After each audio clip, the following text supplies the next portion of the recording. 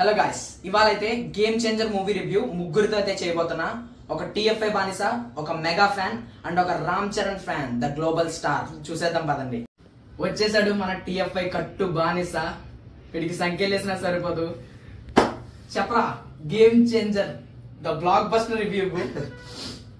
నేనైతే 4AM కి వెళ్ళాను పద్మప్రియలో గేమ్ చేంజర్ కి.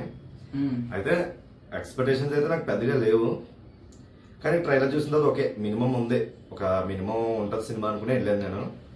సరే ఓకే, ఎలాగైనా కొంచెం ఎంటర్టైన్ చేస్తే చాలు, నాకు మినిమం ఫస్ట్ హాఫ్ ఎలా ఉన్నా సెకండ్ హాఫ్ కొంచెం ఎంటర్టైన్ చేస్తే చాలు అనుకుని వెళ్ళాను.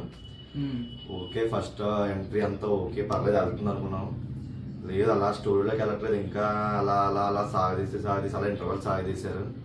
సరే అప్పటికైనా కథలోకి వెళ్తుందా అంటే కథలో సెకండ్ హాఫ్ వెళ్ళింది, బాగానే వెళ్ళింది, కరెక్ట్ గా మంచి పాయింట్ల దగ్గర ఉన్నప్పుడు మళ్ళీ డివేట్ అయిపోతుంది కదా. అప్పుడుతో మళ్ళీ ఇంకా అర్థమైపోయింది సినిమా ఇంకా ఎటు వెళ్ళిపోతుంది, ఇంకా మన చేతిలో లేదు ఇంకా అది అని అర్థమైపోయింది. నాకైతే few% అంటే కొన్ని సాంగ్స్ నచ్చినాయి, అప్పుడు కొన్ని సాంగ్స్ నచ్చినాయి, బీజం బాగుంది. అప్పన్న క్యారెక్టర్ మాత్రం రామ్ చరణ్ మాత్రం చాలా బాగా చేశాడు, ఎక్సలెంట్ మాత్రం అది మాత్రం చాలా బాగా చేశాడు. మిగతా అంతా శంకర్ మాత్రం బాగా డిసప్పాయింట్ చేశాడు. ఎవరైనా బాగా ఫస్ట్ నుంచి లాస్ట్ వరకు డ్యూటీ చేశారంటే తమను బాగా చేశాడు పాపం, సీన్ ఉన్నా లేకపోయినా లేపాడు పాపం చాలా వరకు. రేటింగ్ ఎంత ఇస్తావు 5 కి? రేటింగ్ 2 వేస్తాను, only for Ram Charan Appanna character కే, లేకపోతే అది కూడా వేస్ట్ సినిమా. ఓకే తమ్ముడు, గేమ్ చేంజర్కి వెళ్ళబోతున్నావు. I am unpredictable. చూద్దాం నా టాక్ బాగా వచ్చిందంట కదా, చూద్దాం. అదిగో అక్కడ కూడా తగ్గేది లేస్తుంది, అన్ప్రిడిక్టబుల్. చూద్దాం.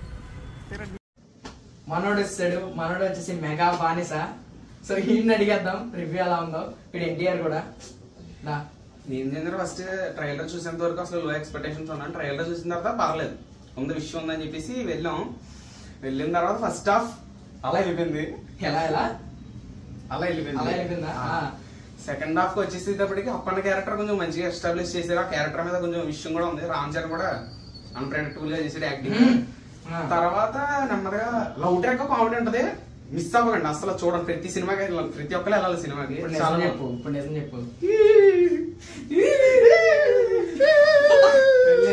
చూడొచ్చు ఒకసారి, అప్పన్న క్యారెక్టర్ కోసం వెళ్ళొచ్చు. Main thing Hyraanaa song లేపేశాడు.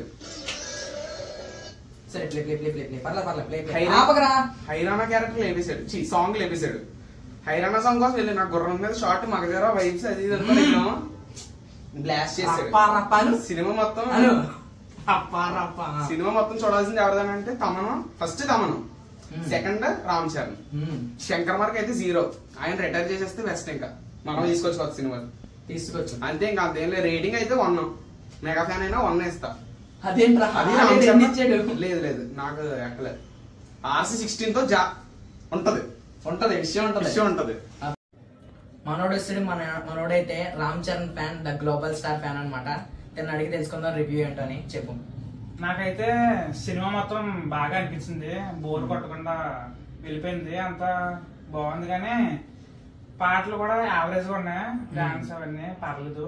Next last లో ఫైట్ పోలింగ్ బూత్ దగ్గర అది అంత కనిపించలేదు, నచ్చలేదు క్లైమాక్స్. మిగిలిన సినిమా అంతా చూడొచ్చు ఎన్నిసార్లు అన్న, బోర్ కొట్టకుండా వెళ్ళిపోయింది బాగా. ఓకే 60,000 కోట్లు వస్తుంది అంటారా? రేటింగ్ 3.5. Okay done. వీడియో చూసే ప్రతి ఒక్కరికి చెప్పాలనుకుంటున్నా, రివ్యూలు చూసి సినిమాలకు వెళ్ళకండి, సినిమాలు చూసిన తర్వాతే రివ్యూలు ఇవ్వండి. That's it for today guys, thanks for watching. మనతో పాటు ఫేమస్ రామ్ ఉన్నారు, ఆయన పిలిచేద్దాం. రండి sir. Like, share, subscribe to Joshua గారు. It's unpredictable.